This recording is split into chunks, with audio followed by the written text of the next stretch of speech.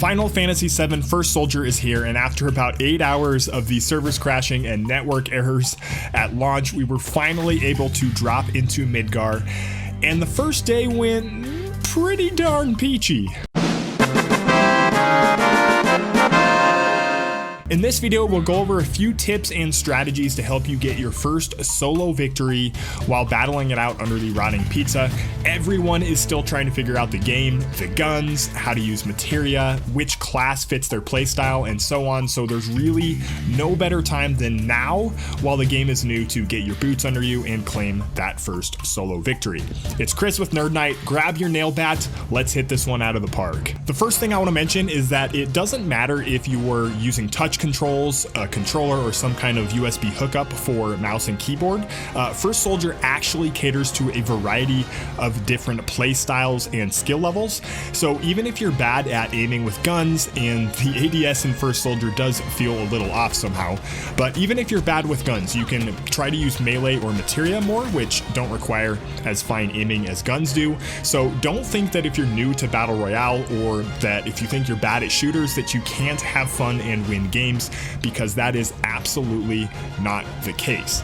Okay, the first step is to land at a major point of interest, and the reason for this is because places like Sector 7 and Sector 5 Undercities, or Corneo's Mansion, the sewer system, these areas have a ton more loot at them, and the nature of the materia system in First Soldier is that you have to collect duplicates to level up your materia. So this means if you land in high volume loot areas, you'll be able to get level 2 and level 3 materia a lot earlier in the game, giving yourself an edge in loot. In addition, you'll be able to find the materia that you like using much easier when there's a lot more loot around you, rather than being stuck leaving your landing spot with like blind thunder and gravity or something like that. The second part to landing at POIs, or areas with more loot, is that in chests you will find training orders, and these are like missions for you to complete that give you a bunch of bonus XP. Things like eliminating other players, defeating monsters, and opening chests.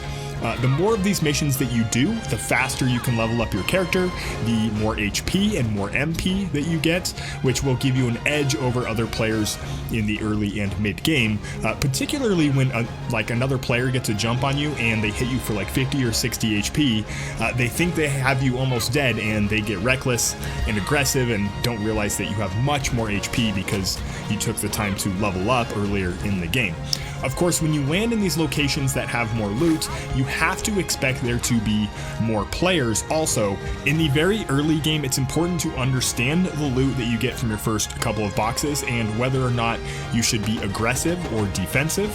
One of the most important things in Battle Royales is the early game, and in First Soldier we have these footprint notifications and bullet notifications that are on screen, and these tell players when there's action nearby, and from a pretty generous distance away also. So you have to understand that if you're going to pick a fight early in the game, you have to expect that other players will come swarming to the action to try and clean up your fight. So if you can't finish a fight quickly in a hot drop zone, you should just disengage and either go find more loot or wait for the players to focus on each other before you go back into the fight. Third partying is one of the primary strategies for playing solos in every single Battle Royale game, and even more so in First Soldier, since the sound indicators have such a huge distance to them.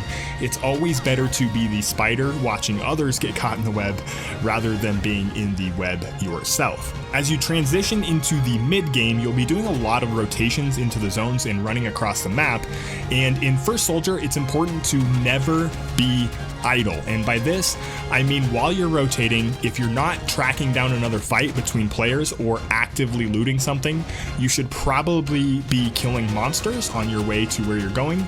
Monsters are really easy in First Soldier, and they give you two important things that can give you an edge for the rest of the game. That's XP and Gil.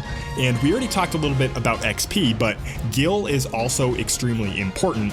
When you use Gil, you can stop by these vending machines to upgrade your weapons and materia or restock your ammo, and purple versions of the weapons are so much better than the blue ones that you want to make sure that you're going to be upgraded for the late game. So that's the second piece of this don't be idle advice.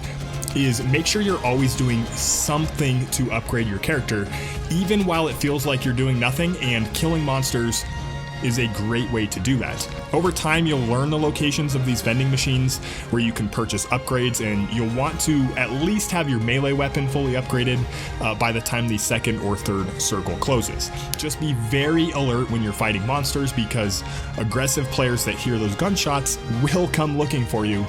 Like a wide receiver going across the middle of the field in football, you gotta keep your head on a swivel. And that leads us to the next thing we need to talk about, and that's mid-game fights, because this is where a lot of people are losing out of their games. You have to know when you can push a fight and when you should disengage.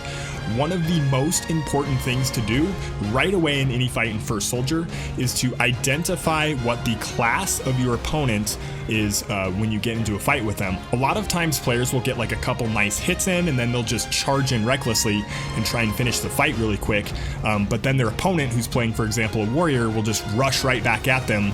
They'll close that distance, and then they get in a melee combo, and it's pretty much all over. I've died a couple ways, myself to this, so it's not always easy to remember this or do it in real time. Similarly, I've had players get some nice hits on me, and then they rush me before I show them what class I'm playing, like when I'm playing the Sorcerer, and then I just drop them super quick with Faraga. So the things you're looking for are the Warrior's Rush ability, which is pretty easy to see from a good distance away, the Ranger's Assess ability, which sends out like that cone of light, that's really easy to see as well, and then the Monk's Barrier Wall is really easy to see when they put that up. In addition, whenever you see a character use a double jump, you know that they're going to be a ninja, and you can also identify an opponent's class. If they have their melee weapon out, you can just look at them and see what class they're playing. It's absolutely critical to identify opponents' classes and equipped materia. That way you know what they're capable of, and you can adjust your tactics accordingly. Finally, this becomes even more important when you get to the final circle, when there's only one or two other players. You have to know what weapons your opponent has, their materia, and their class. I cannot stress this enough. Speaking of the final circle, this is the last thing that I want to talk about in this video. You really don't want to choke your games when you get to that final circle, and the number one mistake is being passive with positioning and letting the zone push you into a bad position. In a solos match, the zone shrinks to a small circle when there's only 3 players left in the circle, and it's going to move around rapidly, forcing the players to make rotations. Now in First Soldier, at least right now at launch, aiming is really difficult. So even in these small circles, these endgame fights can last quite a long time. So the best thing you can do for yourself is to identify on the map where the next zone is moving, and then make sure you don't get caught inside the warning zone or trying to rotate into that circle late.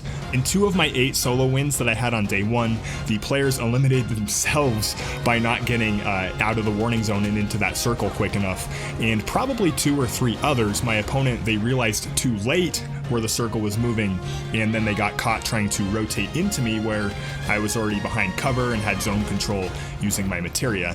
Because of how difficult it is to aim on players when you're running like full speed or going back and forth in First Soldier, sometimes the zone is actually a bigger threat to you than your opponent is in the late game. So it's really important to pay attention to the zone, use your class skills and materia aggressively to position yourself for that next circle when it starts moving.